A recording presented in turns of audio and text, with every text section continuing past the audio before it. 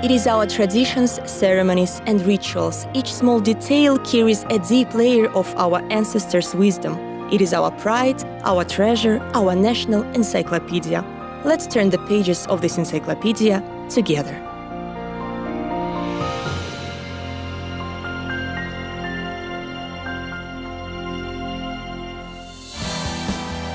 On today's program, Shanrak, symbol of life.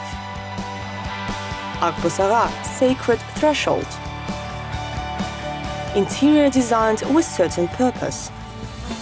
Yurt stands out as a special invention among the inventions presented by nomads. It is a portable round tent covered with skins or felt and used as a dwelling by nomads. It is a legacy of not only the Kazakhs but of all Turkic people. However, we can proudly say that the Kazakhs preserved yurt in its original form without changing its essence. And this is wonderful, considering the fact that now we have sedentary lifestyle. We live in cities and build modern houses using bricks and concrete slabs. What Kazakh rituals and signs are associated with the felt house? We will tell about this in today's release of our program. I saw enormous tents on wheels. It was like they were built and placed in airspace. I saw large houses with windows covered with felt curtains. They were very beautiful and skillfully built. This is how the Persian traveler of the 16th century, Rusbehan, described yurts at Han's headquarters. Kazakh yurt can be considered a mobile home. Our ancestors had a nomadic lifestyle, and yurt was an ideal dwelling which could be quickly disassembled and assembled when it was needed to move to a new place.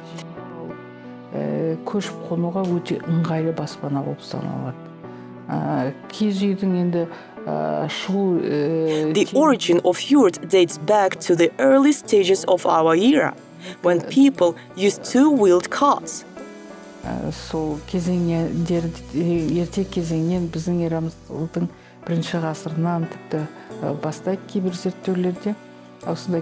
During some periods, the Kazakhs had 6-winged, 8-winged, and even 12-winged yurts. Kazakh yurt consists of an expanding wooden circular frame carrying a felt cover. Its expanding lattice wall sections are called kerege, which are held together with one or several ropes or ribbons and bent roof poles, urk. The size of the yurt is determined by the number of these ropes, or in other words, the wings. Most of yurts used by the Kazakhs were 6- and 8-winged. Rich people and sultans had bigger dwellings. Their yurts were up to 12 wings. 6-winged yurts had kerege, which can be assembled and disassembled in parts. They could be from 3.5 to 4 meters long. Nowadays, only few Kazakhs know how to assemble yurts, but almost everyone knows that shanrak, dome, and yesek, door, are the important parts in its design. They are the most sacred parts. The Kazakhs usually call shanrak wheel of the sun, and for the nomad it was a symbol of life. The spherical dome of the dwelling is a celestial eternal vault. Nomads believed that the connection of generations always was eternal. For modern Kazakhs, shanrak still symbolizes the continuation of generation and family. May your shanrak be high. Such wish is told at every Kazakh wedding. A century ago, life in yurt always began with a very important ritual. A young kelin, daughter-in-law, got up first and opened shanrak to let the rays of the sun light the house.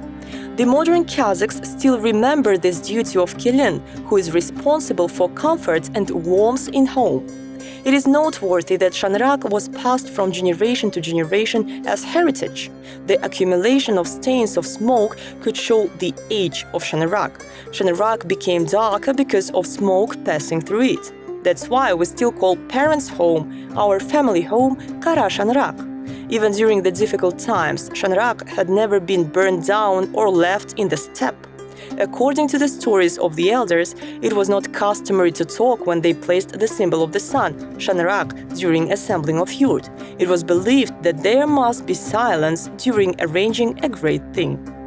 Our ancestors called the border between the inner world in-house and the exterior unknown world Akbosara, sacred threshold. While assembling yurt, first they put a door jamb and frame. Amulets were hung on doors, and the doors, yesek, were painted with signs protecting from evil eye and spirits. In ancient times, there was a rite. When you enter yurt, you should first step your right foot over the threshold. Nowadays, people say if you step on the threshold, you can offend the owner. But initially, this action had different meaning.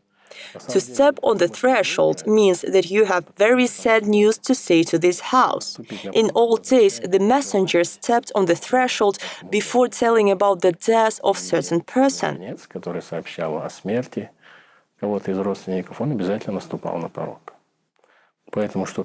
Thus, the threshold of yurt was made high to escape the spell. You should bend your head while entering yurt. Its door is constructed in such way. The lintel was made low and the threshold high.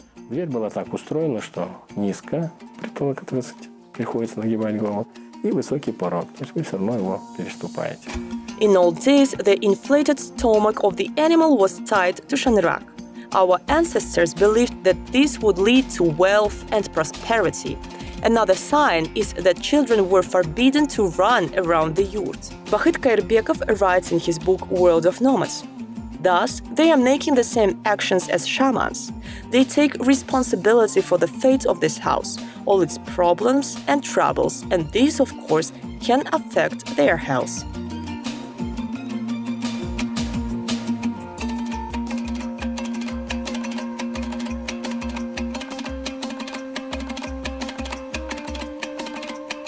Most of the Kazakhs follow certain rules of etiquette at dastarkhan, table, and reception of guests, and do not even think that these rules were used by our ancestors when they lived in yurts. For example, I pay attention to some things, and it's okay because many people do not remember how to do everything correctly, but here the main thing is to follow rules of etiquette.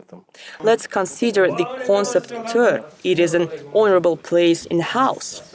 A guest is offered to take seat on this honorable place around dastarkhan. But its meaning has been forgotten. The meaning is that there is a threshold in the bottom of the yurt, and tur is the highest place in yurt. To invite a guest to sit on tur is to wish him or her career advancement. Some families still arrange one of wedding rites Otka Maikoyu, pouring melted grease into the fire. In old days, this rite was arranged in yurt near the hearth. The bride should have touched the lintel with her forehead, stepped over the threshold with her right foot, and bowed down to her father-in-law. Her mother-in-law passed melted grease, and the bride poured it into the fire. At the time of arranging this rite, they used to say, "Goddess of the fire, Mother Umay, bless young family." Nowadays, many restaurants, cafes, and tea houses are built with design of yurt. These are the most popular places for weddings, for celebration of Tusaukisier and Sundet Toy. If you want, you can rent a real felt yurt. Fortunately, traditions of its manufacturing and decoration have been preserved in Kazakhstan. There is a certain order of assembling yurt. Yurt is assembled by several people. The Kazakhs knew the order of assembling. For example, if a person does not have experience, he cannot assemble yurt. First, it is needed to lay down kirige and fix them, and only after this you can raise the dome of yurt. Shanrak is raised with the help of special equipment. And if yurt is large, for example, 12-winged one, then Shanrak is raised with the help of horses. A felt cover is the best thing for nomadic lifestyle. Nowadays, we use air conditioners to cool the room and heaters to warm it up. But in ancient times, during hot seasons, nomads used to lift the felt about a meter, and thus yurt could be ventilated. When the weather got cold, walls covered with felt saved from rains and winds. step cane was used as an additional layer of insulation and it resisted dust penetration. Even nowadays, a mobile house is valued in many countries for the feature of keeping heat, compactness during transportation, easy assembling and disassembling. For example, many Americans like yurts and they even built a factory for yurt manufacturing. They assemble yurt in the forest or on the shore to take rest and meditate. The hearth was put in the center of yurt. There was kazan, cauldron, on tripod. On the right side of the hearth, there was the owner's bed. By the way, a guest could not sleep on this bed, otherwise happiness could leave the house. A baby cradle was also put here, and the left eastern side of yurt was considered female side. It was side of unmarried women, daughters or sisters of the owner. There is a certain order of the interior decoration of yurt. Chests are always placed on honorable parts of yurt. There can be wooden chests made of felt, and different items can be put on them. The number of chests could show the wealth and status of the owner. Adalbakan is a hanger, one of the types of furniture used in yurt. It was always put on the left of entrance. And if you see it on tör, honorable place, it is on the right side. Another item of furniture is kebije. It is a chest for food storage. And it also has its own place in yurt. Kebije was put near the threshold, to the left of entrance, and if you look from tör, it is on the right. The Kazakhs kept all the best items and delicious food in the chests and cupboards. This was needed to receive and serve guests. Even nowadays, this tradition of Kazakh hospitality is followed by all Kazakhs. To the left of the entrance, there was a wooden bed of the owners of the house. This bed was behind the curtain.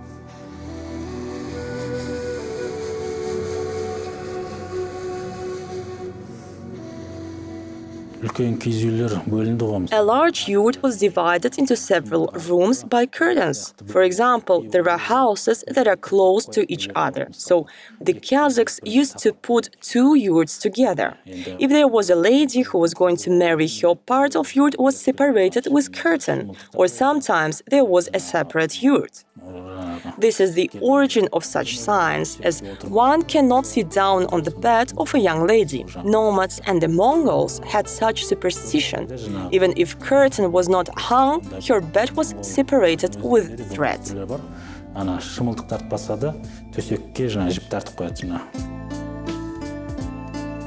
Lady's father used to make a wooden frame of yurt, furniture and utensils as dowry for his daughter.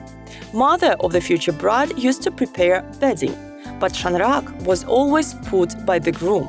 This was his responsibility as he was going to be the head of the young family. The Kazakhs called yurt of newlyweds otau. Most of people still call newlyweds house like this. The Kazakhs always assembled six-winged yurt for a young family. Shanrak for yurt of newlyweds was provided by the groom's side. Of course, dowry given to the bride from the rich family was decorated with silver, ornaments, and so on. But the bride's side never gave shanrak. Kazakh yurt still makes an unforgettable impression on travelers and tourists of the 21st century. The examples of marquee architecture are the impressive Khan Shatru complex in Astana and the great building of the Kazakh Circus in Almaty. Every museum and local history research center of the country has the reconstruction of nomad's house. It is noteworthy that nowadays shepherds assemble yurts on summer pastures. Yurt is also assembled in the cities during any celebration. By the way, the most ambitious presentation of Kazakh yurt was made in the summer of 2017, when the National Cultural Complex Ethno was built for numerous guests of the Expo in Astana. This ancient dwelling of nomads is the pride and the great cultural attribute of the Kazakh people.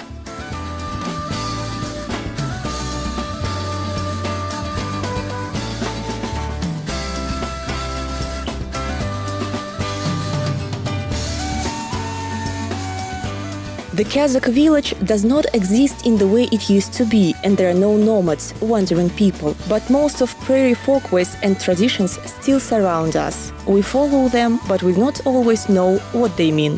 Bahit Kairbekov, poet.